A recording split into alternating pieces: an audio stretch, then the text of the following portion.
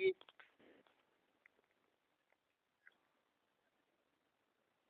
तो देखिए, चलिए चलिए, तो देखिए अब आगे वर्णन कर दे। हाँ,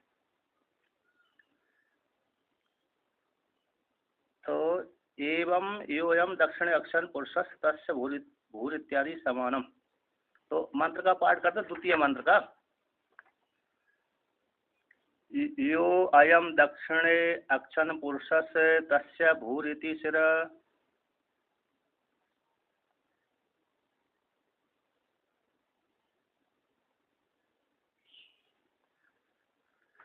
एकम शिर एकम एतदक्षरम।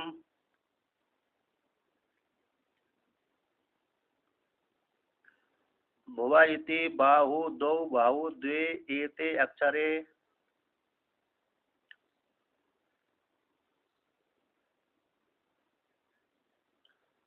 स्वर इति प्रतिष्ठा द्वे प्रतिष्ठे द्वे एते अक्षरे।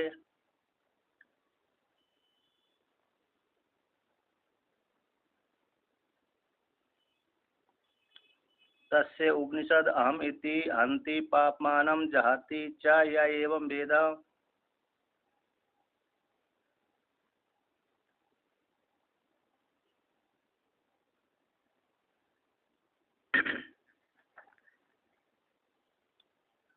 तो पहले अध्यात्म मंडल अधिदेवत मंडल में वर्णन किया था कि मंडल के भीतर जो पुरुष है उसकी भू सिर है, भू भू नाम की जो व्याहृति सिर है, और भुवा नाम की जो व्याहृति है दूसरी। भुवा में भी दो अक्षर है इसलिए उसके दो बाहु दो व्याहृति हो गई, और दो पैर स्वाहा में भी दो अक्षर है तो उसमें पैर भी दो है, तो पैर के द्वारा बैठता है। तो भुवा यानी भुवा नाम की व्याहृति के द्वारा ग्रहण आदि करता है, उससे भू नाम की व्याहृति से देखता आदि सुनता है। इस प्रकार से वर्णन कर लिया।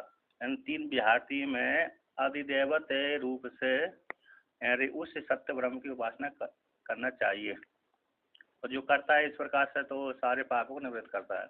अब उसी को ही जो व्याहृतियों को तीन भूर्भुवा स्वहा, ये तीन व्याहृतियों को जैसे अधिदेवत में घटाया था, उसी प्रकार से अध्यात्म श्रुति घटाती है। अध्यात्म कहती है कि यो एवं दक्षिण अक्षण पुरुष से, जो दक्षिण नेत्र में जो पुरुष है, तस् उस पुरुष की भूरिति सिर है, तो भू नाम की व्याहृति सिर है, यानी वो भू नाम की व्याहृति में आरोप कर दिया तो सिर ही उसकी भू व्याहृति है। तो एकम एकम सिरा एकम एतद अक्षरम, क्योंकि भूर भी भू जो व्याहृति है वह भी एक अक्षर वाला है और सिर भी एक अक्षर है। इस समानता से तो करके ऐसी दृष्टि रख करके भूर्व स्वहा ये सत्य ब्रह्म की उपासना है। भू उसका सिर हो गया, और भुवा इसके बाहु हो गए, और स्व इसके पैर हो गए। तो भुवा इति बाहु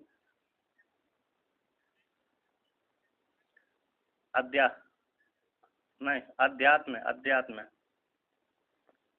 पहले अधिदेव में उपासना वर्णन करी थी सूर्य मंडल में, तो अधिदेव।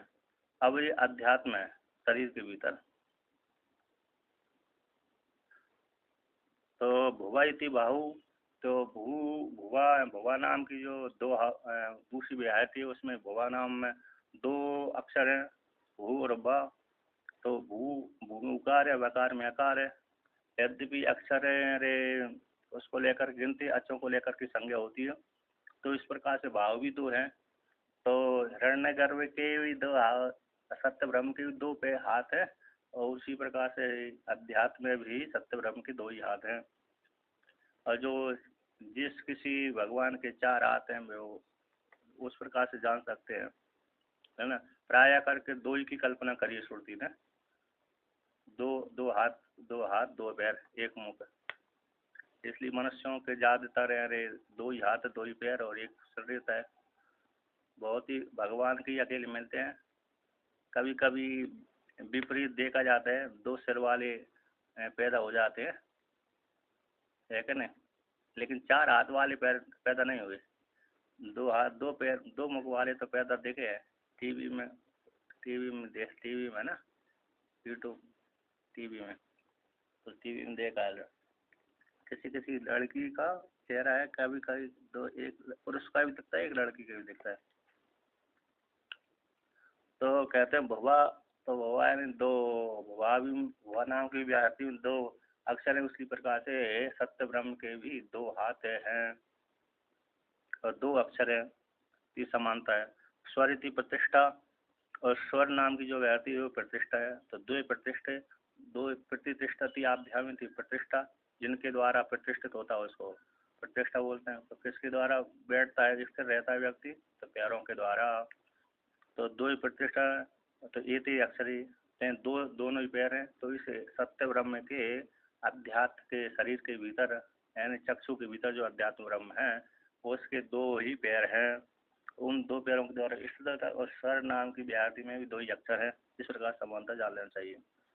अब उसको जो सत्य ब्रह्म है उसको किस नाम से उपासना करना चाहिए? तो तस्य उपनिषद अहमिति, कहते तस् उस सत्य ब्रह्म की, जब चक्षु के भीतर रहने वाला सत्य ब्रह्म है, उसका उपनिषद गोप्य रहस्य नाम, गोपनीय नाम क्या है? अहमिति। हम इस नाम से उसकी उपासना करना चाहिए। तो मैं, हम यानी मैं, है ना। तो अधिदेवत में हर नाम से उसकी उपासना का वर्णन किया था, और अध्यात्म उसका अरे अहम नाम से उपासना आता। जो अध्यात्म है, हम सत्य ब्रह्म है, हिरण्यगर्भ है, निवास स्थान है, चक्षु के भीतर भी निवास स्थान है, और अधिदेवत में सूर्य मंडल के भीतर है। तो इसलिए सूर्य मंडल को हिरण्यगर्भ भी बोलते हैं। सूर्य मंडल के भीतर जो पुरुष है ना, उसको क्या बोलते हैं? हिरण्यगर्भ भी बोलते हैं। इस प्रकार से तो अध्यात्म। और दूसरी श्रुति जो आती है, अरे जहाँ पर यह मूत्र तदमूत्र, यह लोक और परलोक में, तो वहाँ पर उसी चेतन आत्मा को ले लेते हैं, उपाधि को त्याग कर देते हैं। छांदोग्य उपनिषद की श्रुति में यह इस दक्षिण दक्षिण पुरुषा, तो यहाँ से उपलक्षित आत्मा को लिया जाता है। दक्षिण नेत्र में जो पुरुष दिख रहा है, दक्षिण नेत्र में तो पुरुष नहीं दिखता, लेकिन दक्षिण नेत्र में मतलब चक्षु के द्वारा जैसे व्यक्ति रूप को देखता है, तो चक्षु का जो प्रकाशन करने वाला है, चक्षु का जो आश्रय देने वाला है, चक्षु के द्वारा जो सभी जगत को देखता है, ऐसा वो आत्मा है। इस प्रकार से वहाँ पर भावना करना चाहिए। चक्षु के भीतर तो पुरुष नहीं देखता ना, चक्षु के भीतर जो दिखेगा वो तो आत्म, वो दिखेगी, छाया दिखेगी, परछाई दिखेगी किसी की। लेकिन वहाँ पर जो सत्ता प्रदान कर रहा है चक्षु को, रूप को प्रकाशन करने की सामर्थ्य प्रदान कर रहा है, वो आत्मा है। इस दृष्टि से वहाँ पर उपासना करते हैं। तो कहते हैं तस्य, उससे चक्षु के भीतर जो पुरुष है उसका रहस्य नाम हम है, तो हम नाम से उसकी उपासना करना चाहिए। तो हंति नष्ट कर दो, हनिंसा गति धातु शांति शब्द बना, तो किसका हनन कर देता है? पाप मानम, तो पापों को हरण कर देता है, नष्ट कर देता है। फिर जहाती उभाग त्याग धातु है, तो त्याग कर देता है। जो मर गया, जो नष्ट कर दिया, उसको त्याग कर दिया जाता है। जैसे हमारा कपड़ा फट गया तो हम उसको फेंक देते हैं, उसी प्रकार से पापों को मार दिया, मारने के बाद फेंक दिया। तो कौन? इच्छा या एवं भेदा, तो च शब्द से पहले आएगा, च शब्द से वहाँ सत्य ब्रह्म ले लेना चाहिए। उसी प्रकार से या एवं भेदा, जो इस प्रकार से साधक जानता है तो वो भी पापों को मार देता, नष्ट कर देता, त्याग देता है। इस प्रकार से वर्णन कर दिया। हंति जाति हमिति इत रूपमिति यह हंति पापन जाति पूर्वत फलम प्राप्ति जब। तो कहते हैं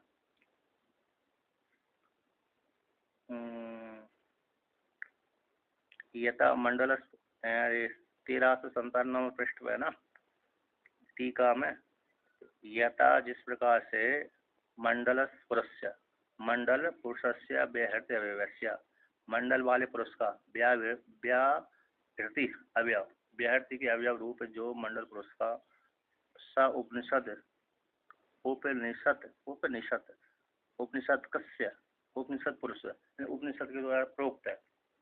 उपनिषद कस्य कहा तो वो उपनिषद के द्वारा कहा गया है ना, उपनिषद के द्वारा कहा गया। ऐसा अधिदेवतम उपासनम कह दी गई है। उपनिषद के द्वारा व्याहृतियों में आहृति नाम से मंडलस्थ पुरुष का उपासना का वर्णन कर दिया, वो सत्य ब्रह्म है। उसी प्रकार से अध्यात्म चाक्षुष पुरुष का भी उक्त विशेषण वाली उपासना को कहते हैं। ये एवं या यो यम दक्षिण अक्षर पुरुष से एवं इसी प्रकार से जो दक्षिण नेत्र पुरुष है उसकी भूरी सिर है, क्योंकि एक एक भूर भी एक अक्षर है और सिर भी एक है। इत्यादि सर्वम समानम, तो भगवान भास्कर हैं सभी समान है पहले मंत्र में और दूसरे मंत्र में। तो भेद क्या है? बस एक ही भेद है थोड़ा सा। तस् उपनिषदम, तो कहते हैं तस् उसका उपनिषद है, रहस्य नाम कैसे हमेती, रहस्य नाम यही है उसका। प्रत्येक आत्मभूतत्वाद, और प्रत्येक आत्म विषय वाला है, प्रत्येक आत्म स्वरूप वाला है। यहाँ पर सूर्यमंडल के भीतर तो हमको प्रकाश ही प्रकाश दिखता है, लेकिन शरीर के हमारे चक्षु के भीतर हम रूप को प्रकाशन करते हैं। यहाँ तो प्रत्येक आत्मभूत ही है, शरीर के भीतर ही है। चक्षुस्पुरुष का कथम हमें उपनिषद इससे कहते हैं प्रत्येक आत्मभूत होने से। पूर्वद हंतिर्जाति, पूर्वद पूर्व के समान, हंतिर्जातिश्चैति त्याग कर देता है, क्या कर देता है? नष्ट कर देता है, त्याग कर देता है।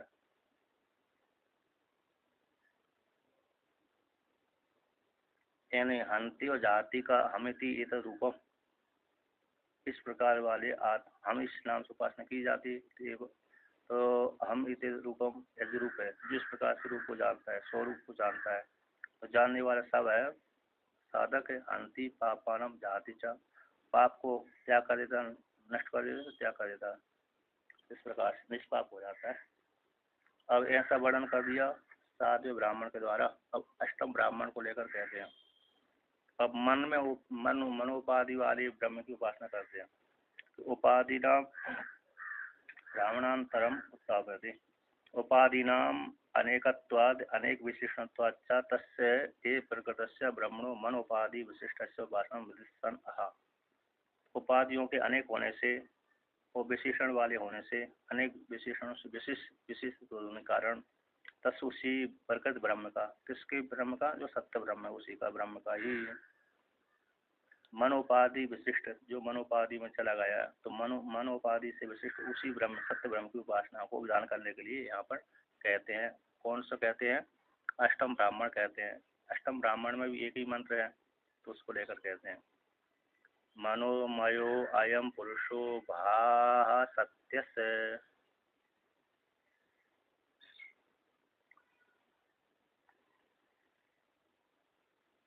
तस्मिन् अंतर्हृदये यथा व्रीहिर्वा यवो वा,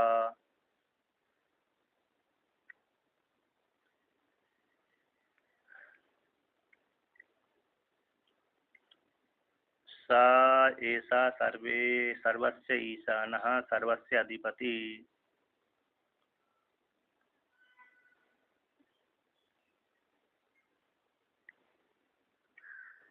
सर्वमिदं प्रशास्ति यदिदं किंच,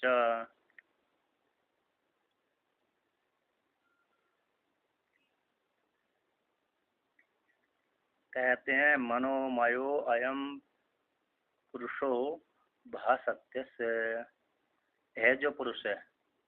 कौन पुरुष है वो?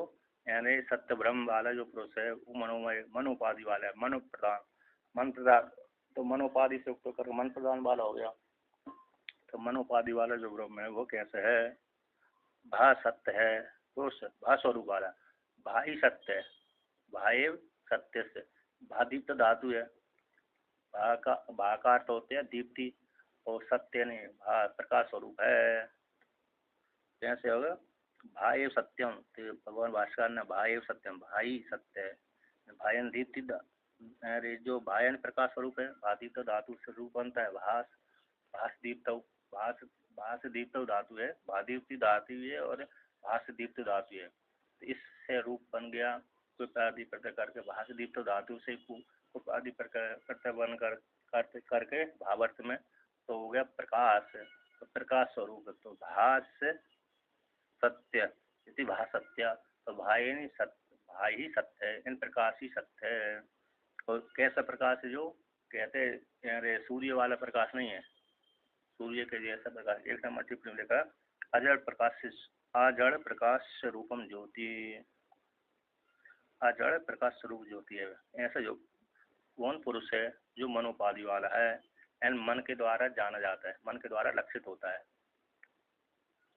तो तस्मिन कहते मन, तस्मिन उस मन में, अंतर्हृदय तस्मिन उस तस्मिन यानी उसमें, किसमें, मन में यानी बुद्धि में यानी हृदय में, अंतर हृदय, अंतर यानी मध्य में, मंत्र हृदय में, यथा भ्रीवा यवुवा।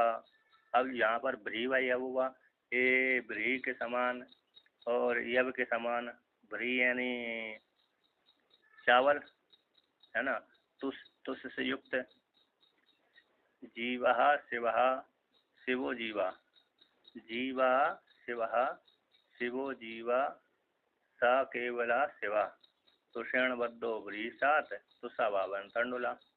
इस स्कंदोपनिषद की श्रुति है, बहुत ही अच्छी है।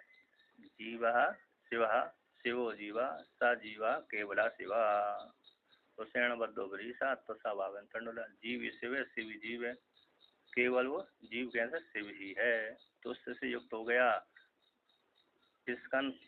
स्कंदोपनिषद का, उपनिषद का है मंत्र, स्कंदोपनिषद का छोटा सा ही उपनिषद है वो, ज्यादा बड़ा भी नहीं है। तो तुषेण बद्धो भ्रीसा, तुष से युक्त है तो भ्री कहलाता है, तुष से अभाव हो गया तो तंडुल कहलाता है। तो देखिए, तो यहाँ पर क्या होता है, तो भ्रीवा, तो भ्री के समान, तो हृदय कैसा भ्री के समान है ना, अथवा यब के समान है। और अब उसी में जो हृदय रूप मन है, इसकी इस जैसा है, तो वो किसके द्वारा देखा गया है, योगियों के द्वारा देखा गया है। योगियों के, भगवान भास्कर कहते हैं आगे कि योगियों के द्वारा ही देखा गया है, श्रुति के द्वारा देखा गया है, योगियों के द्वारा, ऋषि मुनियों के द्वारा देखा गया। सामान्य व्यक्ति तो हाँ में हाँ मिलाना पड़ेगी, है कि नहीं, सामान्य व्यक्तियों को तो हाँ में हाँ मिलाना ही पड़ेगी। तो ऐसा जो भरीवा या बाबा, अब इसे मन के भीतर वह आत्मा, वो मन के द्वारा जाना जाता है, उसी में प्रतिबिंब पड़ता है, मन में ही परमात्मा का प्रतिबिंब पड़ता है। मनोपाधि से युक्त होकर के मन उपलक्षित हृदय बुद्धि, तो बुद्धि में ही आत्मा का ऐसे प्रतिबिंब पड़ता है अंतकरण में। तो ऐसा जो पुरुष है मनोपाधि वाला, स वह पुरुष है, ऐसा सर्वेशा सर्वस्व ईशाना है, मनोपाधि वाला जो ब्रह्म है, सत्य ब्रह्म है, सभी का ईशान है, सभी को वह शासन करता है। कहते व्यक्ति शासन करता है, ईशान तो होता है, लेकिन कभी कभी पराधीन भी हो जाता है। बहुत से होते हैं राजा, राजा तो बने हुए हैं, लेकिन चला कोई और दूसरी रहा मंत्री, चलाता ना, दूसरे नियोजित कर देते हैं। अरे राजा तो बन चुके हैं, मुख्यमंत्री तो बन चुके हैं, अब वो कंट्रोल ऊपर से है। कंट्रोल कैसा है, मतलब उनके नियंत्रण, नियंत्रण ऊपर से आ रहा है, भाई ऐसे करो ऐसे करो।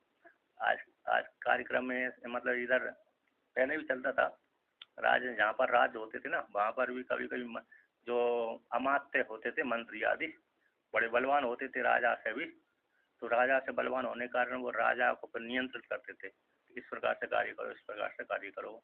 ऐसा राजकुमार ही है, अभी राजा बन गया राजकुमार, अब उसमें इतनी ज़्यादा समझ नहीं थी, तो मंत्री के द्वारा ही तो नियोजित होता है कि ऐसा करो ऐसा करो। तो उसी प्रकार अभी भी वर्तमान काल में जो शासन चल करते हैं, वो भी किसी न किसी के द्वारा नियंत्रित होते रहते हैं, मंत्री आदि मुख्यमंत्री आदि। तो कहते हैं क्या ऐसा ही सर्वस्व ईशान है, ईश्वर है करना कि सर्वस्व अधिपति, ये सभी को शासन भी करता है, ईशान ही अकेले नहीं है, शासन भी करने वाला है। तो अधिपति ने सभी को अधिकृत करके रहता है, सर्वस्व सभी को अपने बस में करके रहता है, राजा ही अकेला बनकर नहीं बैठा, शासन भी करता है, स्वामी भी है। तो सर्वस्व सर्वम इदम प्रशास्ति, संपूर्ण जगत को प्रशासन शासन करता है। यदि इदम किंचित, जो भी कुछ जगत प्रपंच दिख रहा है, जो भी जगत प्रपंच दिख रहा है, उस सबका वह क्या नियमन करता है, शासन करता है, प्रशासन करता है, ईशान है। इस प्रकार से वर्णन कर दिया। अब जो उपासना करता है, जो साधक उपासना करेगा, तो उपासना करेगा तो वह भी सभी का कैसे शासन करने वाला हो जाएगा। इस गुण से विशिष्ट होकर उपासना करता है। इदम सर्वम प्रशास्ति, इदम सर्वम प्रशास्ति, संपूर्ण जगत को प्रशासन करने वाला हो जाता है। यदि इदम किंचा, जो कुछ भी जगत प्रपंच दिख रहा है, जो इस प्रकार से उपासना करेगा, उपासना का फल यही हो गया कि वह भी संपूर्ण जगत को उपासना करने वाला, संपूर्ण जगत की शासन करने वाला हो जाता है। जिसने मन में बस में कर लिया, तो मन में बस में करने के पश्चात फिर सब कुछ प्राप्त कर लेता है वो तो, है कि नहीं। अब कहते हैं मनो मयो मनो प्राय मनसी उपलब्ध मानत्वात्। मनोमय मन प्राय प्राचुर्य अर्थ में प्राय मन प्राय यानी मनस्य उपलब्ध है मानत्वात्, मन में उपलब्ध होता है। मन यानी बुद्धि यानी अंतःकरण, चाहे मन को अलग ही ले लीजिए चाहे बुद्धि को ले, दो कर लीजिए, है कि नहीं। तो मन उपाधि में मन के द्वारा ही लक्षित होता है परमात्मा। तो मन मनस्य मन में ही उपलब्ध मान होता है। मनस्य च उपलब्धते इति मनोमय अयम पुरुषो, मनोमय अयम पुरुषो भाः सत्यो भाव सत्यम सद्भाव स्वरूप यस्य सोऽयं भाः सत्यो भास्वर इति। तो यहाँ पर वर्णन करते हैं, कहते मन के द्वारा उपलब्ध थे, मन के द्वारा वह जाना जाता है। इति तो मनोमयम पुरुषो, ये जो मनोमय पुरुष है, अयम पुरुष कैसे मनोमय, और वो कैसा भा सत्यो, तो भाई सत्यम कैसे, भाई सत्य जो भाग एक नंबर टिप्पणी में लिखा था अजड़ प्रकाश स्वरूप ज्योति, जड़ वाली प्रकाश नहीं है, जैसे बिजली का प्रकाश है, सूर्य का प्रकाश, चंद्रमा का प्रकाश इत्यादि प्रकाश जड़ वाले प्रकाश है ना, बैटरी आदि का प्रकाश, ऐसा नहीं है। तो ये ज्योति स्वरूप है, उसका प्रकाश कभी स्वयं ज्योति, उसका प्रकाश कभी नष्ट नहीं होता। तो भाई सत्यम, भाई सत्य, ऐसे अजड़ प्रकाश स्वरूप ज्योति है। सत्य सद्भावम, तो सद्भाव सत्य रूप से विद्यमान रहता है। सद्भाव स्वरूप, ऐसे सद्भाव है स्वरूप जिसका, ऐसे भा सत्य बस ऐसे सो एवं भा सत्यो वह भास्वर प्रकाश स्वरूप है। इत्येतत्, ऐसे वो मन उपाधि वाला ब्रह्म मन के द्वारा जाना जाता है। यानी मनसः सर्वार्थ वास्कत्वात् मनोमयत्वाच्च अस्य भास्वरत्वम, मन कैसे सभी विषयों के वासक होने से, और मनोमयत्वात् तो मन के द्वारा ही जाना जाता है, इसलिए अस्य इसका भास्वरत्व है, प्रकाश स्वरूप है। यानी परमात्मा की शक्ति से ही मन सारे विषयों को प्रकाशन करता है कि नहीं। मन क्योंकि शक्ति सबसे पहले परमात्मा की शक्ति कहाँ पर आती है, सबसे पहले अंतःकरण में आती है। तो मन और बुद्धि को दोनों करके एक कर दिया, तो सबसे पहले शक्ति जो सामर्थ्य आएगी मन में आएगी, मन के माध्यम से इंद्रियों में आएगी, इंद्रियों के माध्यम से बाहर जाएगी। तो इसलिए मन जिस विषय इंद्रियों से जुड़ता है उसी विषय का प्रकाशन हो जाता है। मन यदि उस इंद्रिय से नहीं जुड़ता तो विषय कोई प्रकाशन नहीं कर पाता, नहीं होती उसको। तो इसलिए सारे विषयों को प्रकाशन करने वाला मन है, मन में ही ये मन के द्वारा ही जाना जाता है। इसलिए इस परमात्मा का कैसा है, भास्वरत्व है।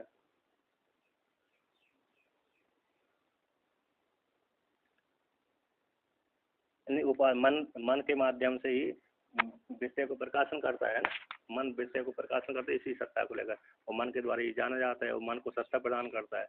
इस हेतु से इसको भास्वरत्व है, मन को लेकर के है। तो कहते भास्वर ज्योति स्वरूप है। अब आप कहते हैं तस्मिन् अंतर हृदय से अंत तस्मिन् इति एतत्, तस्मिन् उसमें, इसमें मनसी मन के मध्य में, तस्मिन् अंतर हृदय तो उस अंतर भीतर, मध्य के अंतर हृदय भीतर है। तो अंतर का तो अंतर शब्द का तो भीतर हो गया, बीच में हो गया। तो मन के मध्य में, हृदय से अंत से 3 नंबर टिप्पणी में क्या लिखा है, मध्यम, हृदय के अंत में, हृदय से अंत यानी अंत से हृदय के भीतर है, हृदय के मध्य में, हृदय में ही उसकी परछाई पड़ती है, हृदय में ही उसकी परमात्मा की बुद्धि, हृदय यानी बुद्धि है ना। एक मांसपिंड हो गया, उसमें जो खाली आकाश है, आकाश में जो बुद्धि है, उस बुद्धि में ही उस परमात्मा का कैसे प्रतिबिंब पड़ता है। तो तस्मिन् इति एतत्, उसमें उस मन में, तो मनोपाधि वाला हो गया। मनोपाधि में ये परमात्मा, मनोपाधि तो हृदय के भीतर निवास करता है और मनोपाधि के द्वारा जाना जाता है। तो यतः भ्रीवा यवोवा परिणामतः एवं परिणाम से तस्मिन् अंतर्हृदय योगी भी दृश्यते इति एतत्। अब कहते हैं जैसे मनोपाधि कितनी है, तो भ्री के समान और अथवा यव के समान मनोपाधि है ना, क्योंकि मन रे अंगुष्ठ पुरुषो मात्र हृदय के कभी कभी अंगुष्ठ पुरुष के समान वर्णन कर दिया, अंगुष्ठ पुरुष के समान। तो अंगुष्ठ पुरुष के समान तो हृदय का लंबाई चौड़ाई अंगुष्ठ के समान थी, इसलिए उसको आत्मा को कैसे कर दिया, अंगुष्ठ पुरुष, अंगुष्ठ के समान पुरुष है। अब यहाँ पर श्वेतास्तर उपनिषद में तो बालाग्र सत्भागस्य सत्यता कल्पित पुनः अरे भागो जीव स विज्ञा साचनांत्या कल्पते। बाल का स्वभाग, बाल का अग्रभाग ले लीजिए, 100 टुकड़े कर दिए, 100 टुकड़े में से एक टुकड़ा ले लीजिए, पुनः एक टुकड़े 100 टुकड़े कर दिए, उसका एक टुकड़ा ही जीव है, वो भी कितनी अरे अनंत सामर्थ्य वाला है। अब इसमें अरे टुकड़े तो हो ही नहीं सकते, बाल के अग्रभाग के टुकड़े नहीं हो सकते, कल्पना कर सकते हैं, है ना, क्योंकि केस का अग्रभाग ही बहुत सूक्ष्म होता है, टुकड़े तो हो ही नहीं सकेंगे। उसके 100 टुकड़े, 100 टुकड़े के फिर एक टुकड़ा लेकर पुनः 100 टुकड़े, तो पुनः एक टुकड़ा लेंगे, इतनी तो कल्पना अकेले कर सकते हैं। तो वहाँ पर श्रुति ने ऐसा वर्णन कर दिया, अणुयान में तो मैयान मान समान है। तो यहाँ पर मनोपाधि इस प्रकार की है, तो वो उपाधि के अनुसार ही उसको आत्मा को वर्णन कर देते हैं। तो भ्री के समान अथवा यव के समान परिणाम था, एवं परिणाम तस्मिन उसमें अंतर्हृदय में, तो अंतर्हृदय में जो परमात्मा है योगी योगी भी दृश्यते, तो योगियों के द्वारा देखा जाता है, इति शेषा।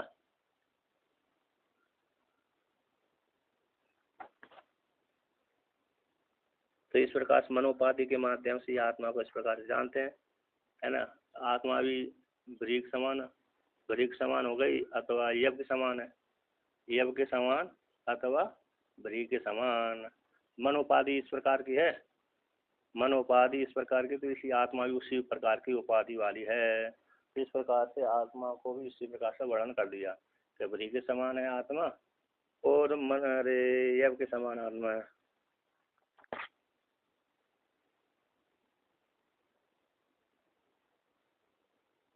ठीक है ना, क्योंकि उपाधि को लेकर का वर्णन किया है यहाँ, तो मन की उपाधि इतनी है तो उसको वर्णन करते हैं। और मन भी बड़ा सूक्ष्म होता है, मन भी इतना ही ऐसा ही हो, भ्री के समान हो मन, ऐसा भी नहीं है ना, तो मन है भ्री के समान है ना, अरे आत्मा भ्री के समान है।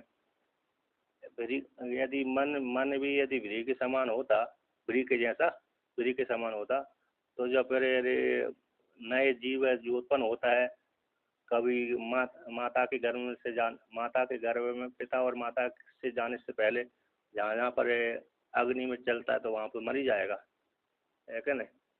अग्नि में चक्की में पिसी जाएगा, जैसे आटा पिस जाएगा, यदि भ्री के समान यदि मन होता तो आटा जब पिसते हैं तो चक्की में है तो पिसी जाएगा, वो तो नष्ट भ्रष्ट हो जाएगा। तो इस प्रकार से यदि अग्नि में सेकता है तो अग्नि में ही जल भुन जाएगा।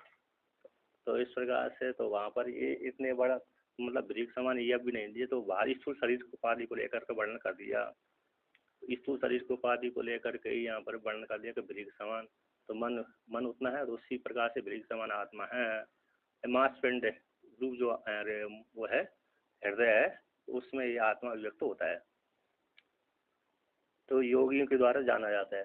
तो हृदय मतलब जो मांसपिंड वाला हृदय है, उसमें इस प्रकार से भ्री के समान या समान योगियों के द्वारा जाना जाता है। ऐसा जो योगियों द्वारा भ्री के समान अथवा यव के समान जाने देखा जाने वाला जो ब्रह्म है, आत्मा है, पुरुष है, सब है पुरुष। तो कहते हैं सा ऐसा सर्वस्व ईशाना, सर्वस्व स्वभेद जातस्य ईशाना स्वामी। वह जो भ्री के समान है तो यव के समान जो पुरुष है, मनोपाधि के द्वारा जाना जाता है, मन में हृदय के भीतर रहता है, ऐसा मन के मध्य हृदय के मध्य में रहता है, ऐसा जो पुरुष है वह सभी का ईशान है, संपूर्ण स्व अपने से भिन्न सभी का, स्व का और भेद समुदाय का। स्व का ना, अरे अपना हो गया, स्व के भाई बंधु हो गया, स्व शब्द से ज्ञाति धन और आत्मा आत्मीय सारे आ जाते हैं, चार अर्थ होते हैं स्व शब्द के। तो आत्मा आत्मीय, ज्ञाति और धन, इस प्रकार से इसके द्वारा सौ, तो जितने भी अपने पराये सारे भेद समुदाय है उस सबका ईशान है, ये सबका स्वामी है, ईशान स्वामी है।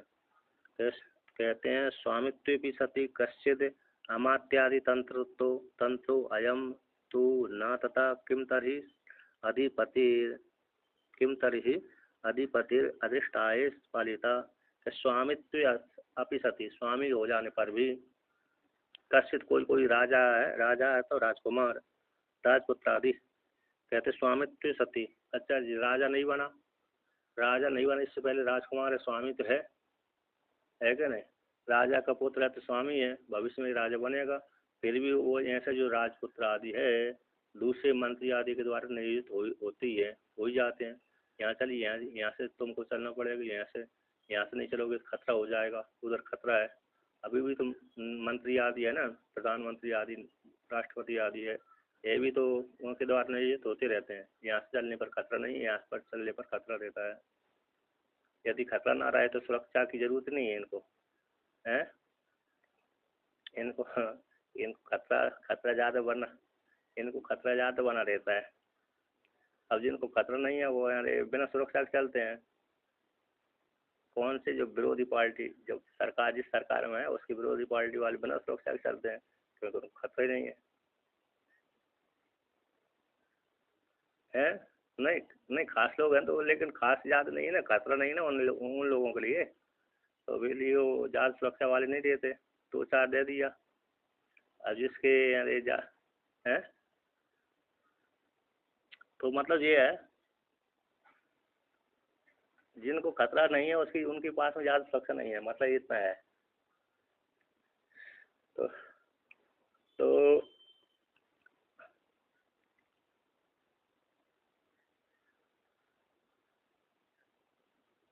हाँ, अच्छा, तो जिसको ज़्यादा खतरा होता है उसको ज़्यादा नियम से ज़्यादा हो जाती है ना। सही से मतलब ये है कि जिसको ज़्यादा खतरा होता है ना उसको ज़्यादा सुरक्षा है, मतलब यही हो गया। तो देखिए, तो मतलब ये है कि कश्चित, स्वामी हो जाने पर कोई भी अमात्य अमात्य आदि के द्वारा, तंत्र यानी अधीन, तो अमात्य अधीन होकर नियोजित हो जाता है। कौन?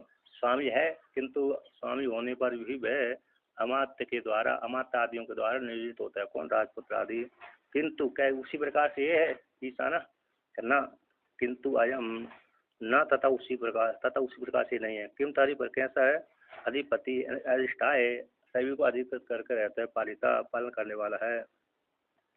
सर्वम इदम प्रशास्ति, इदम सर्वम संपूर्ण जगत को प्रशासन करता है। यदि इदम किंच यद किंचित सर्वम जगत तत्सर्वम प्रशास्ति, जो कुछ भी जगत दिख रहा है वो सभी के ऊपर पालन, सभी के ऊपर शासन करने वाला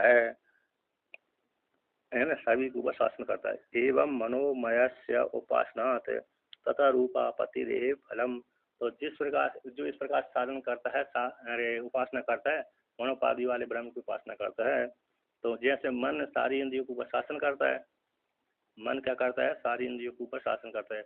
मन को बस में कर लिया तो मन फिर किसी भी इंद्रिय के अधीन नहीं रहता। तो उसी प्रकार से मन उपाधि वाला जो आत्मा है इस प्रकार से नियमित होता हुआ संयमन करने के कारण, इस प्रकार की उपासना के कारण सभी के ऊपर शासन करने वाला हो जाता है। कहते हैं एवं मनोमय की उपासना से, मनोमय से उपासना, तो मनोमय मनो प्रधान वो पुरुष की उपासना करने से तत्रूपापत्ति फलम, उसी रूप की आपत्ति, उसी रूप की फल की प्राप्ति हो जाती है।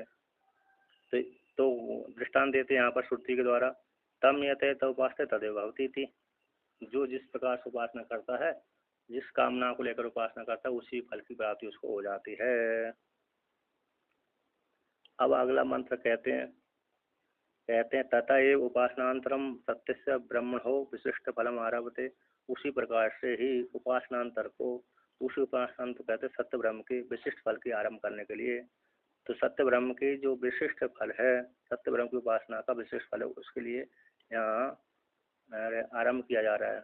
अन्य अन्य उपासना को वर्णन कहते हैं, है कि नहीं। मनोपाधि वाली ब्रह्म की उपासना का वर्णन कर दिया, उससे उस फल की प्राप्ति हो गई। उसी प्रकार से यहाँ पर भी उपासनांतर का भी, तो उपासनांतर विशिष्ट फल वाली है उसी सत्य ब्रह्म की, उसी सत्य ब्रह्म की विशिष्ट उपासना को यहाँ पर वर्णन करते हैं। अब क्या कहते हैं कि विद्योदय ब्रह्म इत्याहुर,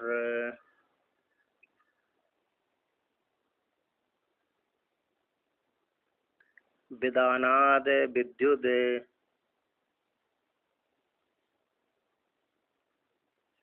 विद्यति एनम पाप मनो या एवं वेदा।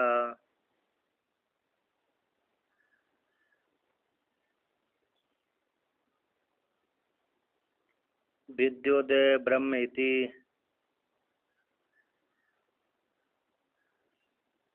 विद्योदय ही ए ब्रह्म।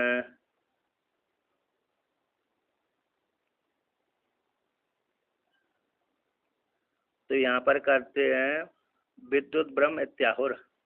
तो इति आहुर इस प्रकार से मानते विद्युत ब्रह्म है, जो बिजली है ना, तेजस्वी सत्य ब्रह्म की अशेष ध्वंस फलम उपासना। सत्य ब्रह्म की संपूर्ण पापों को नष्ट करने वाली उपासना को कहते हैं। कि विद्युत बिजली, जैसे बिजली अंधकार को नष्ट कर देती है एक चमक करके, है ना, उसी प्रकार से परमात्मा के सत्य ब्रह्म कहते हैं बिजली के समान है, ज्योति स्वरूप है, प्रकाश स्वरूप है। तो विद्युत ब्रह्म है, सत्य ब्रह्म कहते हैं विद्युत ब्रह्म। इत्याहु इति, इस प्रकार से, इति आहुर इस प्रकार से कहते हैं। ऐसे लोग ऐसा कहते हैं, शास्त्र ऋषि मुनि कहते हैं कि विद्युत ब्रह्म है। क्यों विद्युत ब्रह्म है? कहते हैं विधानात विद्युत, विधान करने से। किसका विधान करने से? इन अवखंडन का, तम का विधान कर देने से, अंधकार का नष्ट कर देने से विद्युत विद्युत है। इसी हेतु से जिस प्रकार से विद्युत अंधकार का नष्ट कर देती, उसी प्रकार से ब्रह्म भी, सत्य ब्रह्म भी किसका है? अज्ञान रूप अंधकार है, तम रूप अंधकार, उसका नाश कर देता है। इसी हेतु से विद्युत ब्रह्म है। जैसे बिजली ने अंधकार को निवृत्त कर दिया, है ना, उसी प्रकार से सत्य ब्रह्म की उपासना भी अज्ञान रूप अंधकार को निवृत्त कर देती। इसी हेतु से ये दोनों समानता हो जाने का कारण विद्युत ब्रह्म है। अब कहते हैं विद्यति एनम पाप मनो एवं वेदा। विद्युत ब्रह्म विद्यति नष्ट कर देता है, एनम इसके, जो उपासक के पाप नष्ट हो जाते हैं। यह एवं वेदा, जो इस प्रकार से जानता है। किस प्रकार से जानता है? कि विद्युत ब्रह्म है, जो विद्युत ब्रह्म इस प्रकार से जानकर उपासना करता है, तो इसके पास एनम, इसके उपासक के पाप मनो विद्यति, सारे पाप नष्ट भ्रष्ट हो जाते हैं। जो विद्युत ब्रह्म की दृष्टि से, यानी ब्रह्म विद्युत है, ज्योति स्वरूप है, इस प्रकार से उपासना करेगा सत्य ब्रह्म की, तो उसकी उपासना करने से, तो यहाँ पर कैसे वो साधक के जितने भी पाप थे, जैसे सत्य ब्रह्म ने अपने पाप को निवृत्त कर दिया था, उसी प्रकार साधक के भी सारे पाप कैसे हो जाते, निवृत्त हो जाते हैं, है ना, उपासना के फल के प्रभाव से। तो विद्युत ही ये ब्रह्म, क्योंकि जो ब्रह्म कैसे विद्युत ही है, विद्युत ही ब्रह्म है, यानी प्रकाश स्वरूप है। इस प्रकार से अब इसमें उपासना करेगा, अंग्रे उपासना करेगा, तो उसमें दृष्टि रखना पड़ेगी, विद्युत ब्रह्म है ना। अब जप में तो ओमकारी, जप जप करना है तो ओमकारी होगा। यहाँ पर जप मप तो है नहीं है। उपासना यानी चिंतन, गुणों का चिंतन, इस प्रकार से। और जप में करना है तो वो ओमकारी श्रेष्ठ है, क्योंकि ओम जप मंत्र है, मंत्र है तो उसको जाप कर सकते हैं। अब यहाँ पर उपासना, इसकी उपासना करने तो अंग्रे उपासना चिंतन करना पड़ेगी। तो विद्युत ब्रह्म है, जैसे हम ब्रह्मास्मि चिंतन ही करना पड़ती है। हम ब्रह्मास्मि मंत्र तो नहीं है, जाप तो नहीं होगा, स्वरूप हो गया। हम ब्रह्मास्मि दृष्टि रखना पड़ती है, मैं ब्रह्म हूँ, मैं ब्रह्म हूँ, सोचते रहे मन में, यही चिंतन चलते रहते चाहिए, हम ब्रह्मास्मि, मैं ही ब्रह्म हूँ। उपासना भी हो गई, तो चिंतन, मंत्र जाप तो फिर राम राम कृष्ण कृष्ण विष्णु विष्णु शिव शिव ओम ओम हो गया, ठीक है ना।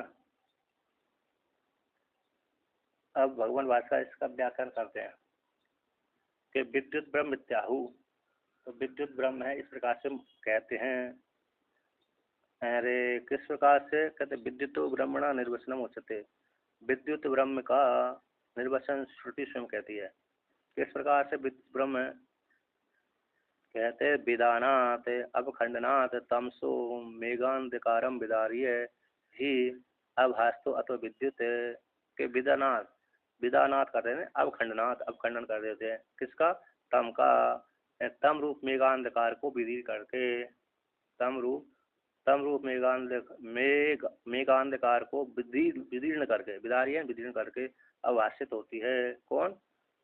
विद्युत इस हेतु से भी विद्युत कहलाती है। तम का विधान करने से विद्युत इति संबंध है। तम का विधान करने से वो विद्युत कहलाती है। तो एवं गुण कहते एवं गुणम विद्युत ब्रह्म इति।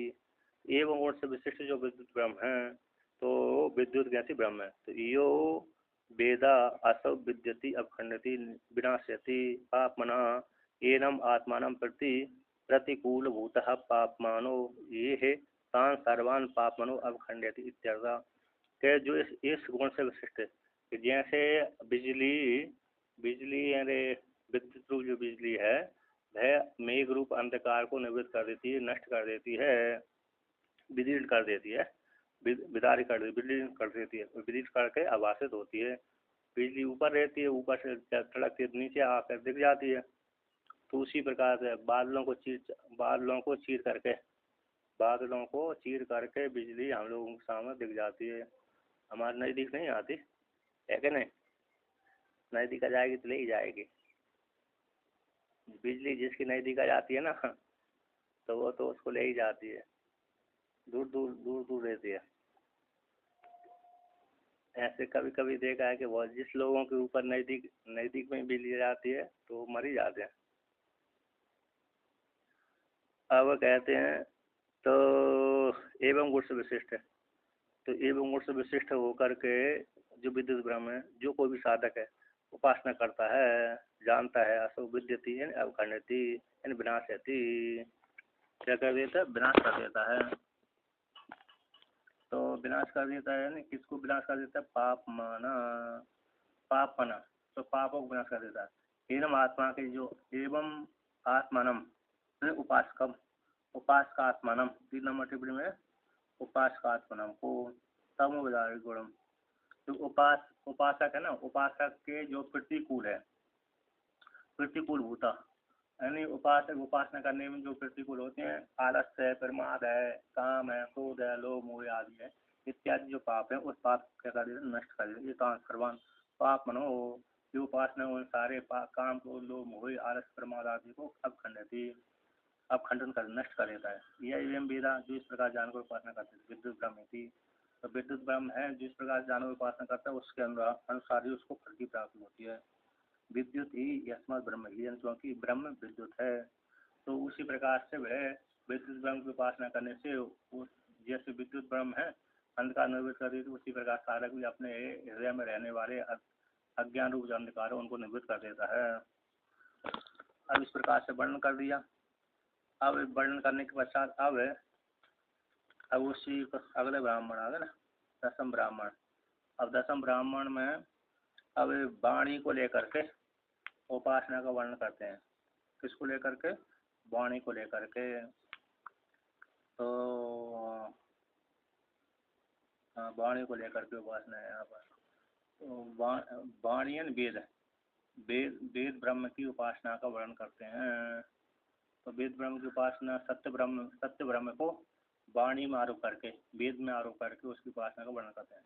उपासना तो सत्य ब्रह्म की है, लेकिन इस रूप से उपासना तो जो कोई भी साधक है किसी दृष्टि से ब्रह्म की उपासना कर सकता है। मनोपाधि को लेकर के, वाणी उपाधि को लेकर के, विद्युत को लेकर के, अन्न को लेकर के, जिसकी जैसी रुचि होती है उसी प्रकार से उसके अनुसार उपासना करते हैं। हर व्यक्ति सारी उपासना नहीं करता है, एक ही व्यक्ति सारी उपासना नहीं करता, बल्कि अलग अलग व्यक्ति अलग अलग उपासना करते हैं। और बाकी फिर स्वाध्याय में अंतर्भूत हो जाते, स्वाध्याय करते रहते हैं। ठीक है ना। अब भगवान भास्कर श्रुति कहती है, श्रुति को पाठ करते हैं। वाचम धेनु उपासिता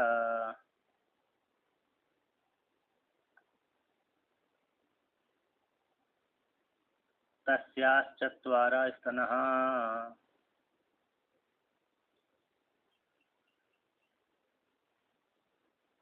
स्वाहाकारो वसटकारो हंतकारा स्वदाकारस।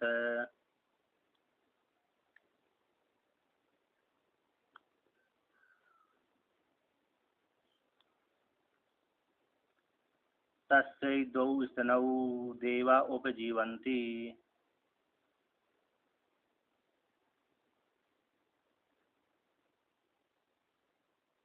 स्वाहाकारं च वसटकारं च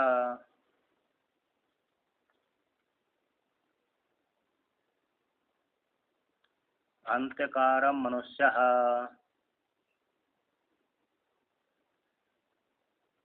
स्वधाकारम पितरस्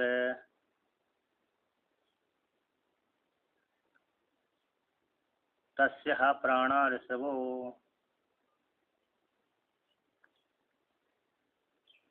मनोवत्सः। तो देखिए यहाँ पर कहते हैं वाचम, उसी तस्य उसी ब्रह्म की, पुनः तस्य ब्रह्म की वांग्मय धेनु संबंध के द्वारा उपासना करते हैं। बाघ वेद, बाघेन वेद कई लक्षण। तो यहाँ पर कहते हैं वाणी को, तो वाणी क्या है, धेनु, वाणी रूप जो धेनु है, एंड वेद रूप जो वाणी है, वेद त्रयी, ऋग्वेद यजुर्वेद सामवेद, अथर्ववेद उसी अंतर्भूत हो जाता है। अथर्ववेद भी कैसे हो जाता है, उसी तीनों वेदों में अंतर्भूत हो जाता है। तो वाक रूप जो धेनु है, वेद रूप जो धेनु है, वेदों के द्वारा ज्ञान होता है। तो यहाँ पर वाणी का शब्द अर्थ हो गया वाणी, तो वेद त्रयी लक्षण वाली है यहाँ पर। तो वाणी रूप जो धेनु है, जैसे धेनु गाय होती है तो काम धेनु, तो जैसे इच्छा करेंगे उसी प्रकार फल की प्राप्ति हो जाती है। जो धेनु काम धेनु की उपासना करता है तो उसको काम धेनु गाय उसी प्रकार फल दे देती है। उसी प्रकार से वेद त्रयी रूप जो धेनु के समान धेनु है, ऐसी वेद त्रयी वेदों को, ऋग्वेद यजुर्वेद सामवेद तीनों को जो उपासना करता है। अब धेनु बाघ धेनु है ऐसी कल्पना कर दिया। अब वो कहते हैं उस धेनु के तो 4 थन आदि होते हैं, उससे दूध आदि छड़ता है। इस प्रकार से यहाँ पर क्या करेगा, तो जो धेनु के भी उसी प्रकार से कहते हैं तस्य धेनु, तो तस्य धेनु, तो तस्य चत्वार स्तनः, उस धेनु के, तस्य धेनु हो गई, उसके 4 स्तन, 4 स्तन है। अब 4 थन कौन कौन से हैं यहाँ पर, तो यहाँ पर तो लौकिक में 4 थन होते हैं, तो यहाँ पर कौन से थन है, तो स्वाहाकारो, वषटकारो, हंतकार, स्वधाकारस, ये 4 थन है। तो वेद त्रयी में ऋग्वेद यजुर्वेद सामवेद में, सामवेद रूप ऋग्वेद यजुर्वेद सामवेद अथर्ववेद, चारों वेद रूप अथवा 3 वेद रूप जो कामधेनु है, उस कामधेनु के 4 स्थान हो गए। तो 4 स्थान कौन होगा, स्वाकार, वषटकार, अंतकार, स्वधाकार। अब कहते हैं कौन थन कौन कौन पान करता है, उसको लेकर कहते हैं। तो कहते तस्यई उस धेनु के, है ना, तस्य 2 स्तनौ देवा उपजीवंती, उस धेनु के जो 2 स्तन हैं, स्तनौ, तो 2 स्तन है, उस 2 स्तनों को लेकर के, 2 स्तनों का पान है, देवा उपजीवन करते, सेवन करते हैं। तो उस धेनु के 2 स्तनों को कहते हैं देवा उपजीवंती है। अभी हाल बताता हूँ, तो कहते हैं देवा उपजीवंती। अब 2 स्तनों को लेकर के ना, तो 2 स्तनों को लेकर के देवता उस जीव देवता क्या करते हैं, उसको आश्रित करके जीवित धारण करते हैं। तो वो उपजीवक हो गए, उपजीव हो गए। हम जैसे हमको कोई धन दे रहा है तो धन देने वाला उपजीवक हो गया, हम उपजीव हो गए, उसके द्वारा पाले जा रहे हैं हम। अब हमने किसी दूसरे को दे दिया तो हम उपजीवक हो गए, वो जीव हो गया, ऐसा हो गया।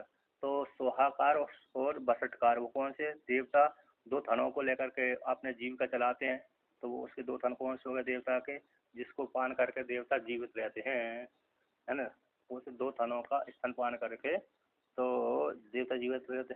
तो क्या, हाँ, तो वो जो, तो सोहाकार बसटकार तो जो न्यास करते हैं ना, तो न्यास करते समय बसटकार भी जो करते हैं, उस वहाँ पर भी न्यास में अरे आहुति डाले जाते हैं, उसमें उस काल में न्यास करते हैं, उस काल में बसटकार करते हैं।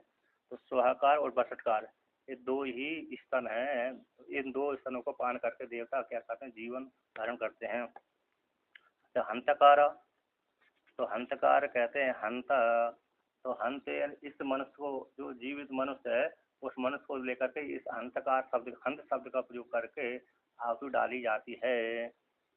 हंतकार मनुष्य, इस स्थान को पान करके मनुष्य जीवन धारण करते हैं। अर्थात जो कोई व्यक्ति अरे जीवित है, मतलब अरे मनुष्यों को आहुति दी जाती है ना, उसके लिए हो जाए, उसके लिए हो जाए, उसके लिए हो जाए, मैं आहुति उस माता के लिए, पिता के लिए, मरे नहीं है उनके लिए, अथवा तो मरण संज्ञा तो पितर आ जाएगी। मरण वाली संज्ञा के लिए तो पितर आ जाएंगे। तो यहाँ पर तो जीवित हो रहा है अंतकार। तो जीवित जैसे यहाँ पर जो व्यक्ति संन्यास लेता है ना, संन्यास लेता है तो उस काल में जीवित व्यक्ति को भी पिंडदान आदि कर देता है क्या नहीं। अथवा जिनको जैसे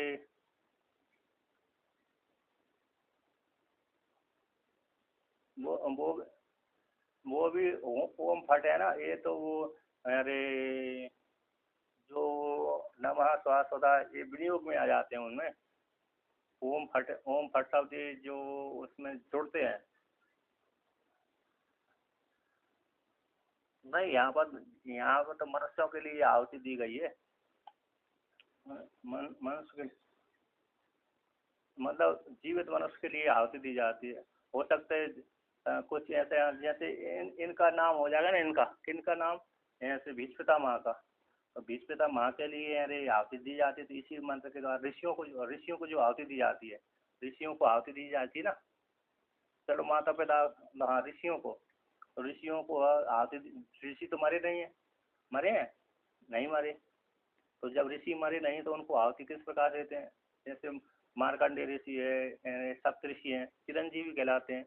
और चिरंजीवी के लिए आहुति देने हमको तो किस रूप से देंगे, तो हंतकार शब्द बोल करके देंगे। यहाँ पर एक हंतकार शब्द से मतलब जीवित मनुष्यों के लिए। तो जीवित मनुष्यों में कौन हो गए, तो माता पिता भी के लिए भी आहुति दे सकते हैं हम जीवित के लिए। अथवा सबसे श्रेष्ठ कौन हो गया, ऋषि मुनि। सबसे श्रेष्ठ हो गए ऋषि मुनि। ऋषि मुनियों के लिए आहुति दी जाती है। विश्वता माँ के लिए, ऋषि मुनियों के लिए ये आहुति। विश्वता माँ के लिए तो आहुति देते हैं कि नहीं देते, तो वह देते हैं। सुना है कि नहीं, सुना है ना, नहीं सुना। तो नित्य कर्म पूजा प्रकाश आती है, नित्य कर्म पूजा प्रकाश। तो उसमें विश्वता माँ के लिए तर्पण आता है। तो वहाँ पर उसमें देखना कि क्योंकि भीष्मता माँ की कोई संतान हुई नहीं। जब संतान, क्योंकि संतान उन्होंने विवाह नहीं किया, संतान नहीं हुई, फिर उनको कैसे अरे पिंडदान आदि प्राप्त होगा उनको, तो कैसे प्राप्त होगा। तो वहाँ पर ये नियम आया है। तो फिर वो भीष्मता माँ के लिए विशेष आया था। अब हो सकता है उपनिषदों वेद में इनका वर्णन आता है, आया है, इसीलिए इसमें अरे इसको दिए गए हैं, है कि नहीं। नहीं तो नहीं दे सकते थे। तो पुराणों में वर्णन आया, भीष्मता माँ के लिए भी श्राद्ध करना चाहिए। जब व्यक्ति श्राद्ध करता है उस काल में भीष्मता माँ को नाम लेना पड़ती है, श्राद्ध आदि करना। तो उस काल नित्य कर पूजा प्रकाश में दिया है ऋषियों के लिए। हाँ, तो उसमें उसमें हाँ तो हाँ, हाँ उसमें देखा ना। हाँ हाँ, तो उसमें यही आएगा। तो ऋषियों के लिए जो जल अर्पण, जल है, और जो जल का दान है, जल का दान और अन्न का दान, अन्न का दान, जल का दान इत्यादि के द्वारा दान करते हैं। तो वहाँ पर अंतकार शब्द का प्रयोग करते हैं। उसी प्रकार से विश्वता माँ के लिए भी अंतकार कर दीजिए, अपने माता पिता के लिए कर दीजिए, जीवित बचे हुए हैं, जीवित हैं उनके लिए। तो विशेष रूप से ऋषि मुनि यहाँ पर ले लेना चाहिए। तो अंतकार शब्द को लेकर के मनुष्य बोल दिया, इसको लेकर के हंत। तो यहाँ पर जो कार शब्द है, कार प्रत्यय है कौन से, सोदाकारम। तो सोदाकारम, वसटकारम, है ना, सोहाकार, वसटकारो, हंतकार, सोदाकार। तो ये जो कार कार को लगाया भैया, तो कार कारी कार प्रत्यय है, स्वार्थ में आता है। जैसे शब्द तो इतने है, स्वहा, वसट, हंत और स्वदा, इस प्रकार ये शब्द है। लेकिन कार प्रत्यय जोड़ दिया, जैसे घटत्वम, घट शब्द तो घट है, लेकिन त्व जोड़ दे, घटत्वम, पटत्वम, मटत्वम, त्व शब्द प्रयोग कर देते ना, जोड़ देते हैं। उसी प्रकार से यहाँ पर कार प्रत्यय लगा दिया। तो इस प्रकार से वर्णन कर दिया। अब सौदाकारम, तो सौदाकार शब्द को बोल करके पितरों को अर्पण, पिंडदान आदि किया जाता है, तर्पण किया जाता है ना। इस प्रकार चार हो गए ना, दो देवताओं के हो गए सौदाकार, बसटकार, एक मनुष्यों के लिए हो गए हंसकार, और एक पितरों के लिए हो गए सौदाकार। ये चार थन हो गए, काम धेनु रूप गाय के चार थन हो गए। अब कहते हैं तस्य, इनको लेकर के सौदाकार थन को पान करके देव पितर जीवित रहते हैं। और अंतकार स्तन का पान करके ऋषि मुनि जीवित रहते हैं, और देवता अरे स्वाहाकार और बसटकार को पान करके, स्तन का पान करके देवता जीवित रहते हैं। कहते तस्य प्राणा ऋषभो, तो तस्य उस कामधेनु के, तस्य शब्द स्त्रीलिंगवाचक है, उस कामधेनु का, तस्य तस्य उस कामधेनु गाय का प्राण ऋषभ हो, प्राण ऋषभ है ना। ऋषभ श्रेष्ठ भी होता है, नंदी भी होता है, क्योंकि अब कहते हैं प्राण ऋषभ है, अब कामधेनु गाय का, अब कहते हैं उससे जब ऋषभ है तो उससे संतान आदि पैदा हुई। अतः जो प्राण के बिना यार संतान वाणी पैदा नहीं होती, बोला नहीं जाता, इसलिए कहते हैं। तो बछड़ा कौन हो गया, उस कामधेनु गाय का प्राण ऋषभ हो गया, और बछड़ा कौन होगा, तो मनोभषा, मन कहता है बछड़ा है। यानी जब प्राण चलते हैं तभी वाणी प्रयोग की जाती है। मन भी क्रिया तभी करता है जब प्राण चलते हैं। यदि प्राण ही नहीं है तो वाणी भी नहीं बोल पाते, और मन भी क्रियाशील नहीं हो पाता, बोल ही नहीं पाता। जैसे श्वेत केतु है ना, श्वेत केतु को जब 16 दिन भोजन नहीं कराया, 15 दिन भोजन नहीं कराया, तो उसके प्राण चलना कम हो गए, तो बोल ही नहीं पाया। जब भोजन कर लिया तो प्राण चलने लगे, तो अच्छे से पुष्ट हो गए प्राण, तो बोल दिया। इसलिए उस वाणी के प्राण ऋषभ है, धेनु का वृषभ प्राण है, धेनु उस धेनु का वृषभ प्राण है, और मन वर्षा है। यानी प्राण के द्वारा ही बाघ प्रसव करती है। यहाँ पर वर्णन कर दिया, मैं बाघ प्रसव कब करती है, प्राण के द्वारा, प्राण के द्वारा प्रसव करती है। तो प्राण के द्वारा प्रसव करेगी तो मतलब वर्षा, मन रूप वर्षा पैदा होगा, यानी आगे आगे व्यक्ति उच्चारण करता जाएगा इस प्रकार से, है ना। अब इसको तो फिर कल ही करते हैं भैया।